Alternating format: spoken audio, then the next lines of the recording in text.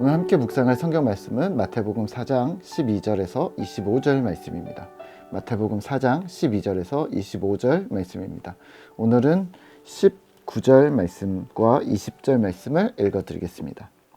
말씀하시되 나를 따라오라 내가 너희를 사람을 낚는 어부가 되게 하리라 하시니 그들이 곧 그물을 버려 두고 예수를 따르니라. 아멘. 오늘 함께 생각할 주제는 콜링입니다. 본문 4장 후반절은 예수님께서 제자들을 부르시고 천국 복음을 전파하시는 장면입니다. 제자들을 부르시는 장면이 인상 깊은데요. 예수님께서 이 제자들을 부르십니다. 먼저는 베드로와 안드레를 발견합니다. 18절입니다. 갈릴리 해변에 다니시다가 두 형제, 곧 베드로라 하는 시몬과 그의 형제 안드레가 바다에 금을 던지는 것을 보시니 그들은 어부라. 아멘. 그들에게 나를 따르라고 말씀하십니다. 19절과 20절입니다. 말씀하시되 나를 따라오라. 내가 너희를 사람을 낚는 어부가 되게 하리라 하시니 그들이 곧 그물을 버려두고 예수를 따르니라. 아멘. 또 거기서 더 가시다가 두 사람 야고보와 요한을 만납니다. 21절과 22절입니다. 거기서 더 가시다가 다른 두 형제 곧 세베대의 아들 야고보와 그의 형제 요한이 그의 아버지 세베대와 함께 배에서 금을 깁는 것을 보시고 부르시니 그들이 곧 배와 아버지를 버려두고 예수를 따르니라. 아멘. 예수님은 베드로와 안드레를 부르셨고 또 요한과 야고보를 부르셨습니다. 여기서 또 빌립을 부르셨고 또 빌립이 나다넬, 바돌로메를 불러서 그가 또 주님을 만나 따르게 됩니다. 순서가 어찌 됐는지는 복음서들마다 차이가 있긴 하지만 명확한 것은 예수님이 부르셨다는 겁니다. 누구의 초청으로 처음 불려왔더라도 결국 1대1로 주님께서도 너도 나를 따르라고 명확하게 개별적으로 말씀하셨다는 겁니다. 나와 함께 하자는 주님의 음성을 들었고 주님을 따르는 제자들은 주님을 따르는 무리가 되어져 갔습니다. 오늘 말씀을 묵상하며 오늘 우리는 무엇을 기억해야 할까요?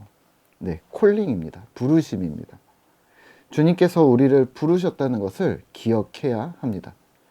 그리고 개별적으로도 부르셨다는 것입니다. 그리고 오늘 하나만 더 추가를 하면 이런 한 사람 한 사람들이 모여서 무리가 되었다는 겁니다. 예수님을 생각해 볼까요? 예수님은 홀로 출발하셨습니다. 그리고 제자들이 1명, 2명씩 생겼습니다. 나를 따르라는 요청에 기꺼이 따라오는 자들이 있었고 그렇게 12명, 예수님 포함 13명이 되었습니다.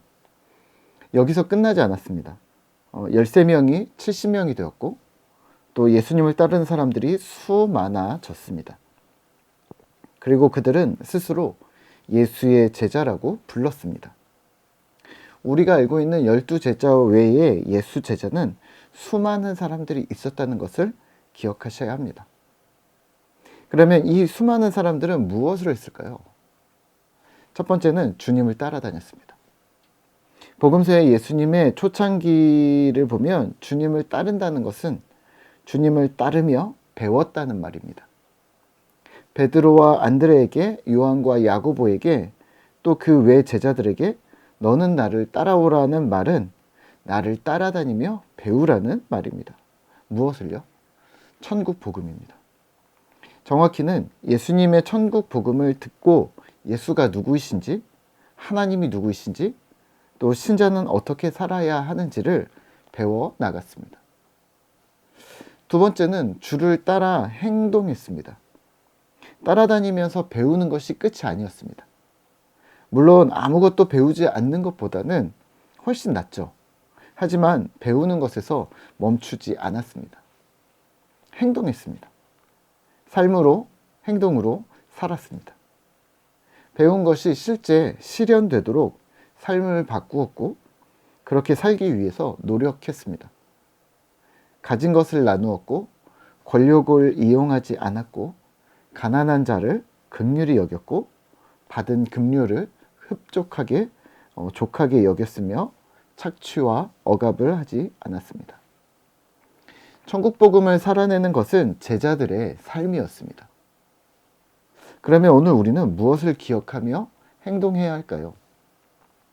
이 첫 시작이 콜링이었음을 기억하셔야 합니다. 콜링은 무리가 되었습니다.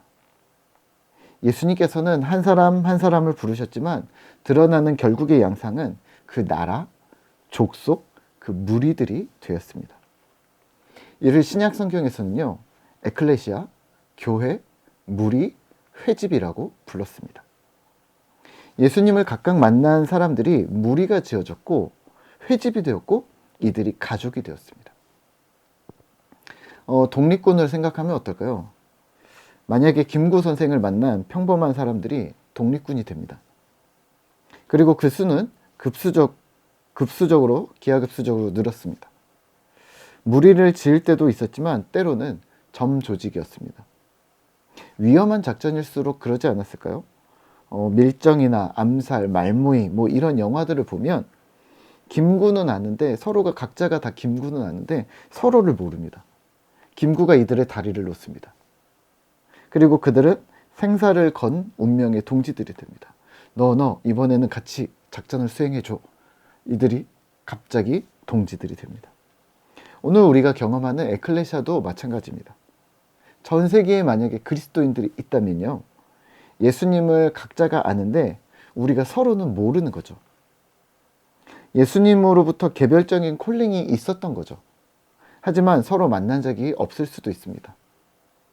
하지만 언제든지 주님께서 다리를 놓으시면 우리는 에클레시아, 무리가 되어질 수 있었습니다. 가족으로 받아들여졌고 생사를 건 동지들이 되어집니다. 오늘부터 우리 꿈터 공동체에서는 신약 통독을 시작하는데요. 우리를 이렇게 묶어주시고 하나님께서 한 공동체로 만들어 주셨다는 것은 하나님께서 다리를 놓아주신 것이라고 보면 어떨까요? 그래서 우리가 성경을 읽는데도 지금까지 우리가 혼자 읽어왔다면 함께 읽기로 했습니다. 우리가 언제부터 성경을 함께 읽었는가? 네, 예수님께서 우리 공동체 구성원 사이사이에 다리를 하나씩 놓기 시작하면서 우리는 동지가 되었고요. 그래서 함께 하는 것이 어색할 수도 있지만 이제는 어색하지도 않고 또 두렵지도 않습니다. 같은 주님이, 한 예수님이, 한 예수께서 우리를 콜링하셨기 때문입니다. 오늘 주어진 하루도 주님 은혜로 각자의 처소에서 힘을 내시고 또 이 통독이라는 거대한 부담을 또 동지들과 함께 한 걸음씩 정복해 나가는 그러한 신실한 무리가 되시기를 소망합니다. 오늘도 화이팅입니다. 신약 통독도 파이팅입니다.